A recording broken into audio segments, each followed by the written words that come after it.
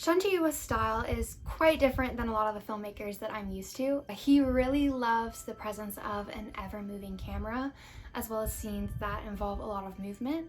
And so today we are going to be taking a deeper dive at Swallowtail butterfly cinematography because it was just so gorgeous that I can't stop thinking about it. The style of this film is often referred to as documentary-esque because of the amount of handheld camera movement throughout the film. It kind of feels like you're in it, which I feel like is probably his goal. However, it also has a lot of like fake music video type sequences and cuts, and includes a lot of jump cuts to vastly different scenes to juxtapose them together. Combined with the glorious maximalism of this film, there is so much to look at in every single shot. From the blocking and the movement of the characters included in the scene, as well as the extras, to the background and the pieces in the set design. There's so much in every single shot that you almost have to watch it multiple times to completely digest everything that is happening on screen, because there's always something that you could have missed. In every shot, there's something that you weren't looking at that you can look at the next time you watch it that will change the scene. So I think that that's really cool as a cinematographer to have so many moving pieces in every shot, that every time you watch the film, you see something different. So the scene in particular that has been on my mind since we watched the film in class is of course the scene in the rain after the guy falls out of Glicko's window and dies on the concrete in the middle of the street. From the framing, to the lighting, to the blocking, to the set design, everything in this scene is done masterfully. The way that they lay out the frame creates lines that draw your eyes to the center of the screen, where of course our crazy quiet woman is kicking the dead man, and we see Glicko and Ageha come out of her apartment complex. This type of composition is actually called leading lines, as you are purposely being told to look at something through lines in the actual shot that are leading your eyes in a certain direction. Not only that, but the lights on the right of this frame are all bright red and neon, symbolizing a multitude of different things, from the fact that Glicko is a prostitute and we're in kind of the red lights district, if you will, but also symbolizing the literal dead body that is bleeding beneath them.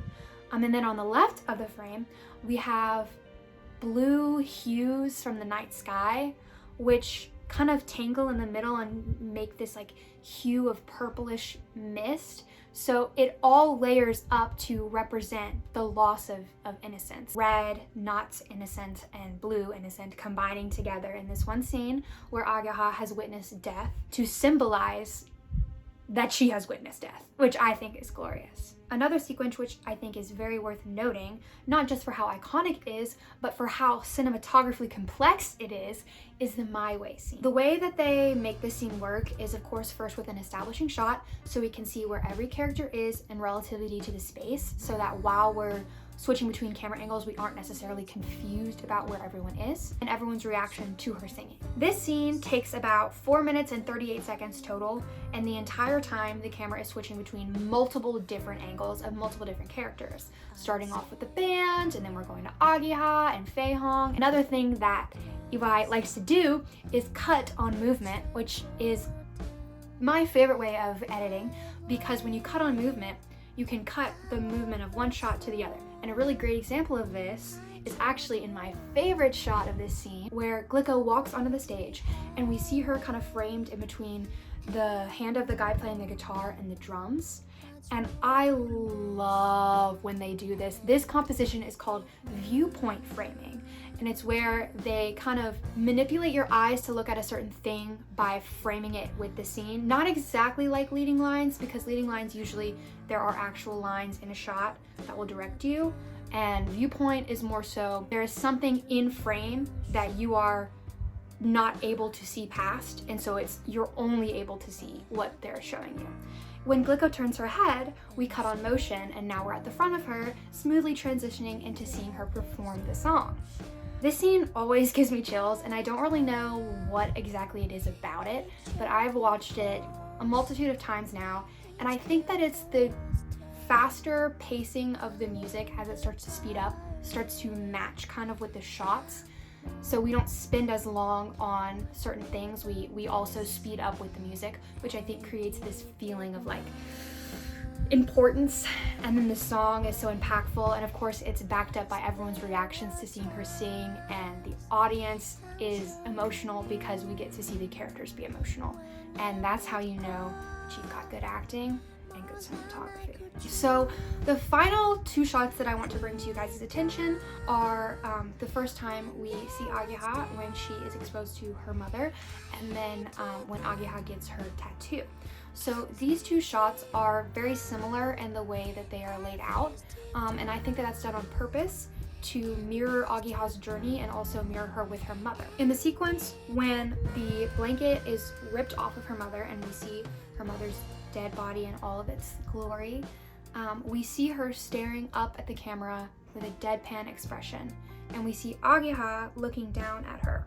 Now, normally a shot like this would be used to symbolize power, and I think that there is a layer to it where Ageha is experiencing power in this moment because it's the first time in her life where she's really free to make her own decisions because her mom has passed, and as we find out later, her mom kind of was neglectful to her.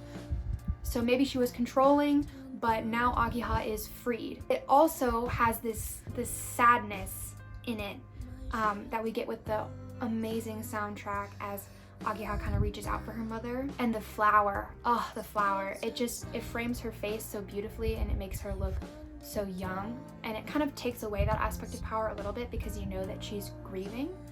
But I don't know how to describe it. It's like it works for both. It works in the sense that she is powerful now, but it also works in the sense that she feels sad because her mother has passed and she's looking down at her dead body. So this shot looking up at her is to symbolize her newfound freedom, but also the sadness that comes with now being free because she doesn't necessarily know what to do with her life yet or how to survive.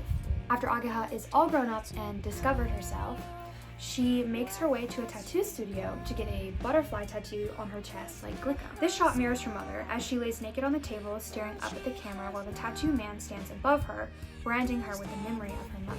She recalls a time during this scene when she was being neglected by her mother and locked in a room, and we get to see the flashback from her perspective but also the perspective of the butterfly as it's like zooming around and it's all different colors, and we get to see little Ageha from that perspective, but it's distorted because we're in her memories and she is kind of suppressing them because she doesn't really want to think about the fact that this is her mother and something that she went through.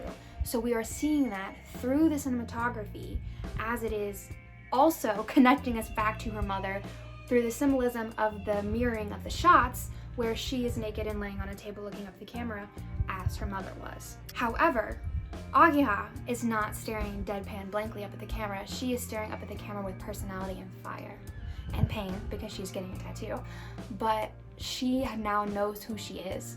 And so in a way, she's being branded with the memory of her mother, serving as the tattoo, but she's also being branded with who she is because Glicko basically raised her. She's taking after Glicko and also her mom, but more so Glicko in this moment. And I love when movies do this. I love cinematic callbacks because there's always a sense of, I've seen this somewhere. Where have I seen this? This is familiar. But you can never figure out what it is until it hits you that you have seen it before, previously in the movie, and then your brain makes a connection between the two, and it just reinforces everything you're seeing on the screen. You know you've seen it before, and when you figure it out, you realize that it's all coming full circle.